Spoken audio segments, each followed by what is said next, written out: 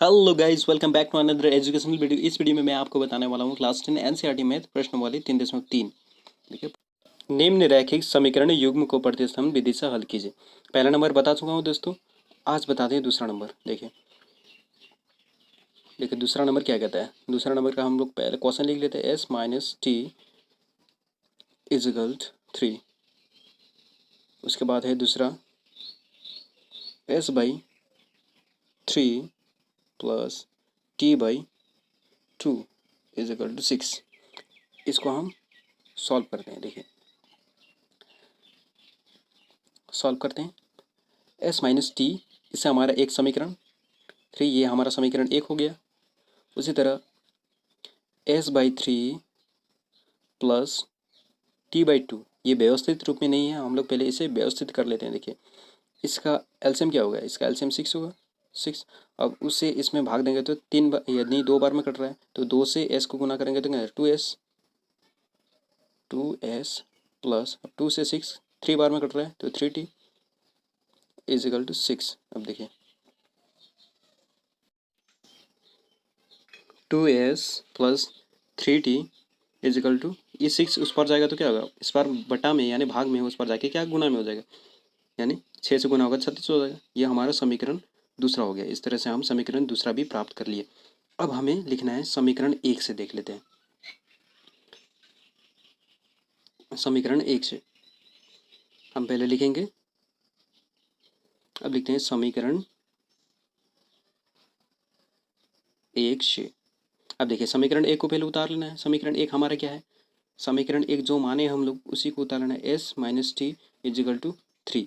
देखिए ये हमारा समीकरण 1 है, तो एस को एस रहने दें, एस को इस पार रखेंगे और बाकी बात को उस पार भेज देंगे। देखिए माइनस टी, तो इस पर आके क्या प्लस टी में बदल जाएगा। देखिए एस का मान 3 प्लस टी, यानी समीकरण तीसरा मान लेते हैं हम इसको। देखिए ये हमारा समीकरण तीसरा हो गया। अब एस का मान हमें समीकरण दूसरा में रखना है। देखिए तो हम लिखेंगे एस का मान समीकरण जो हमारा क्या है, समीकरण दूसरा।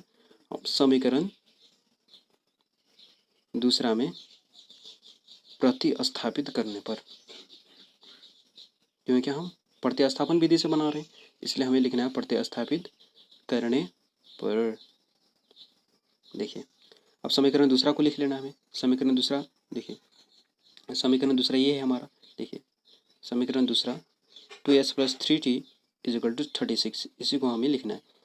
2s plus 3t is equal to 36। अब देखिए 2 का 2, अब s का मान समीकरण तीसरा में देखिए 3 प्लस टी है तो इंटू हो जाएगा। 3 प्लस टी क्या होगा, इंटू होगा, plus 3t is equal to 36। अब देखिए ये गुणा होगा तो ब्रैकेट वाला 2 से गुणा होगा। देखिए 3 प्लस टी, इस बार में देखिए 3 प्लस टी, 2 से गुना 6, अब उसके बाद 2t, और इस बार में जो 3t है उसका 3t ही रहने दीजिए। अब इज इक्वल टू 36। अब देखिए 2t प्लस 3t कितना हुआ, 5t हो गया। 6 प्लस 5t, क्योंकि 2t प्लस 3t 5t हुआ, इज इक्वल टू 36। अब 5t का 5t, अब इस 6 को इक्वल के उस पार भेजेंगे तो माइनस में हो जाएगा, -6। 5t का 5t बट 36 -6 30। अब t, अब 30 बाई इंटू में है तो भाग में हो जाएगा, यानी कितना बार में कट रहा है, 6 बार में। तो t का मान निकल गया। अब t का मान हमें अब लिखना है। t का मान समीकरण शेष कौन सा समीकरण बच गया, समीकरण 3 हमारा। समीकरण 3 में प्रतिस्थापित करने पर,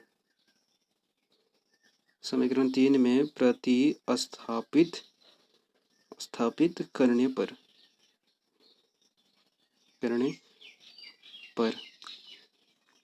देखिए समीकरण 3 हमारा जो है उसी को उतार लेते हैं। s is equal to 3 plus T, S 3 का 3, t का मान जो हमारा निकला है, t का मान 6 निकला है। देखिए तो 6, s बराबर कितना हुआ, 9। इस तरह से हमारा एस और टी का मान निकल चुका है दोस्तों। इस तरह से प्रतिस्थापन विधि से हम हल कर चुके हैं। अब एस का मान 9 है और टी का मान 6 है। देखिए इस तरह से प्रतिस्थापन विधि। अब देखते हैं 5वां नंबर। देखिए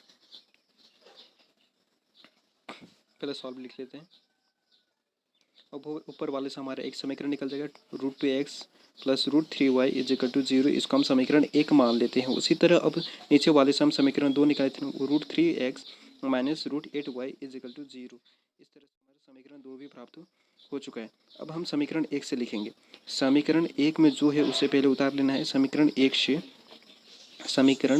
अब समीकरण 1 में क्या है, √2x plus √3y is equal to 0। अब √2x अब √3y को इक्वल को उस पर ले जाएंगे तो माइनस √3y होगा। इसी तरह x को अगर इंटू में इस पर लाएंगे तो भाग में हो जाएगा, यानी बटा में हो जाएगा √2। इसी तरह से यह हमारा x का मान प्राप्त हो गया। इसे हम समीकरण 3 मान लेते हैं। अब x का मान को हमें आगे वाले समीकरण में प्रतिस्थापित करना है।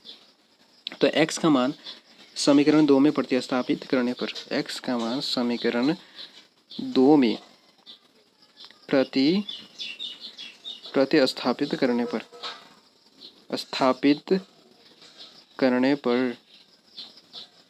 उसी तरह हम समीकरण 2 भी लिख लेंगे। अब समीकरण 2 लिखेंगे। समीकरण 2 हमारे क्या है देख लीजिए, √3x minus √8y is equal to 0। √3 का मान क्या है, x का मान -3 माइनस √3y बाई 2 है, y बाई √2 है। उसी तरह -8y इज इक्वल टू 0। अब देखिए अब गुना होगा। देखिए √3 माइनस √3y -3y हो गया बाई √2। अब देखिए √2 इंटू √8y गुना होगा तो क्या होगा, √16 होगा ना। √16 का 4 लिख सकते हैं हम, √16 का -4y लिख सकते हैं इज इक्वल टू 0। अब देखिए जो ऊपर में -3y -4y क्या होगा, -7y। अब देखिए √2 जो है इस पर आके गुना हो जाएगा तो 0 से गुना होगा तो 0 हो जाएगा। उसी प्रकार y का मान क्या हो गया, 7। y का मान 7 हो गया, यानी 0/7। y का मान हमारा 0/7 आ गया। देखिए 0/7 यानी y का मान 0। हम कह सकते हैं y का मान कितना आ गया, 0 आ गया। क्योंकि 0 अगर अंश से 0 हो तो हर का मान नहीं होता। देखिए y का मान यानी y का मान समीकरण 3 में प्रतिस्थापित करने पर, y का मान को हम अब समीकरण 3 में प्रतिस्थापित करेंगे तो हमें क्या प्राप्त होगा, यानी उससे हमारा x का मान निकल जाएगा। देखिए y का मान समीकरण 3 में प्रतिस्थापित करने पर, अब देखिए समीकरण 3 हमारा जो है उसे हम पहले लिख लेते हैं। समीकरण 3 हमारा क्या है, देखिए समीकरण 3 हमारा है x बराबर -√3y बाई √2। x माइनस √3 और y का मान 0 है। देखिए y का मान हमारा क्या प्राप्त हुआ है, y का मान हमारा 0 प्राप्त हुआ है। तो √2 यानी 0 से कोई भी संख्या गुना होगा तो क्या होगा, 0 से कोई भी संख्या 0 से गुना होगा तो 0 में कन्वर्ट हो जाएगा। देखिए x का मान हमारे 0 आ गया। इसी तरह x और y का मान हमने प्राप्त कर लिया। अब लिखते हैं, इसलिए का चिन्ह देते हुए लिखेंगे x बराबर 0 तथा y बराबर 0। छठा नंबर देखें, 3x/2 minus 5y/3 is equal to -2, x/3 plus y/2 is equal to 13/6। चलिए इसे हम लोग सॉल्व करना प्रारंभ करते हैं। देखिए पहले हम लोग किसी भी हिसाब को बनाने से पहले हम सॉल्व लिख लेते हैं। उसके बाद पहला जो है 3x/2 minus 5y/3 is equal to -2, इसको हम समीकरण 1 मान लेते हैं। यह हमारा समीकरण, यानी ये व्यवस्थित रूप में नहीं है, पहले हम इसे व्यवस्थित कर लेते हैं। देखिए कितना बार में, यानी 9x माइनस कितना बार में कट रहा है, 2 बार में, 5 दूनी 10y इज इक्वल टू -2। उसके बाद 9x माइनस 10y उस पर जाके क्या गुणा में हो जाए, यानी -12 हो गया। अब देखिए ये हमारा समीकरण 1 हो गया। पहले हम व्यवस्थित करके हम समीकरण 1 के रूप में इसको व्यक्त कर लिए। अब उसी तरह तो दूसरा समीकरण है हमारा क्या है, x/3 plus y/2 is equal to 13/6। इसे भी हम व्यवस्थित कर लेते। देखिए एलसीएम निकालेंगे तो कितना आएगा, 6 होगा और 3 से 6 में डिवाइड करेंगे, 2 बार में कट रहा है, यानी 2x प्लस 2 से 6 को डिवाइड करेंगे तो 3, यानी कितना बार में, 3 बार में 3y इज इक्वल टू 13/6। अब देखिए नीचे नीचे कट रहा है, 6 से कट रहा है तो काट देते हैं 6 से। उसके बाद देखिए 2x हमारे क्या बच रहा है, 2x plus 3y is equal to 13। देखिए इसे हमारा समीकरण 2 हो गया। अब देखिए समीकरण 1 तथा 2 तो हमें मिल गया। अब समीकरण 1 से लिखते हैं। अब समीकरण 1 से हम लिखना प्रारंभ करना स्टार्ट करते हैं। देखिए समीकरण 1 से, समीकरण 1 में जो हमारा है, जो समीकरण है उसे हम पहले उतार लेते हैं। देखिए 9x minus 10y is equal to -12। अब 9x का 9x माइनस 10y को इस पार भेजेंगे तो क्या होगा, +10y हो गया। अब देखिए x 9 को भी इस पार लाएंगे तो क्या होगा, 9 गुना में इस पार आके बटा में हो जाएगा। देखिए बटा में हो गया। अब इसे हम समीकरण x का मान मिल गया। अब समीकरण इसे हम 3 मान लेते हैं। इसे हम समीकरण 3 के रूप में दिखा देते हैं। देखिए समीकरण 3। अब x का मान हम समीकरण 2 में प्रतिस्थापित करेंगे। इसी x का मान देखिए, x का मान समीकरण 3 में 2 में प्रतिस्थापित करने पर, यानी रखने पर या प्रतिस्थापित करने पर, जो भी आप लिख सकते हैं। उसके बाद देखिए समीकरण 2 हम लिख लेते हैं। समीकरण 2 हमारे क्या है, 2x plus 3y is equal to 13 है। ये हमारा समीकरण 2 है। देखिए अब 2 का 2 और x का मान जो हमारा है, x का मान जो है उसी को उतार लेते हैं। -12 प्लस 10y बाई 9, अब प्लस 3y जो क्वेश्चन में है समीकरण 2 में 3y का 3y इज इक्वल टू 13। अब देखिए अब गुना होगा, 2 किससे होगा, ऊपर वाले अंश से गुना होगा। देखिए 2 ऊपर वाले अंश से गुना होगा। देखिए अब गुना कर लेते हैं। देखिए माइनस है तो माइनस लेंगे, 12 दूनी 24 यानी -24 प्लस 10 दूनी 20y। उसी तरह अब देखिए नीचे वाले हर 9 है और 9 से 3 y को गुना करेंगे तो कितना होगा, 9 3 27 प्लस 27y। अब 9 उस पार में जाके इंटू हो जाएगा क्योंकि इस पर हम भागे, तो 13 9 117। देखिए 13 9 117। अब देखिए -24 का 24 प्लस 20y प्लस 27y को जोड़ेंगे, ऐड करेंगे तो कितना होगा, 7 यानी 47y होगा। 47y is equal to 117। अब 47y का 47y 117। अब ये -24 है तो इस बार में आएगा +24 हो जाएगा, -47y। अब इसको जोड़ेंगे तो कितना होगा, 7 4 11, 7 4 कितना 11, 11 का 1 हासिल 1, 2 1 3 1 4 यानी 141 हो गया y से। अब देखिए 141 बाई 47, क्योंकि अब काटेंगे तो कितना बार में कटेगा, देखिए 3 बार में कटेगा।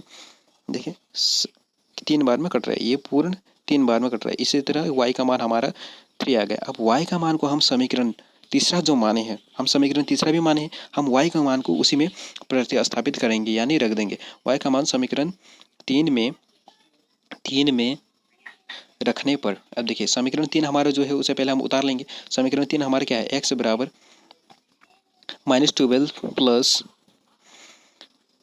10y by 9। अब देखिए x बराबर -12 का 12 प्लस 10y, y का मान हमारा क्या प्राप्त हुआ, y का मान हमारा 3 है तो 3 उतार लेते हैं। अब देखिए 9 का 9।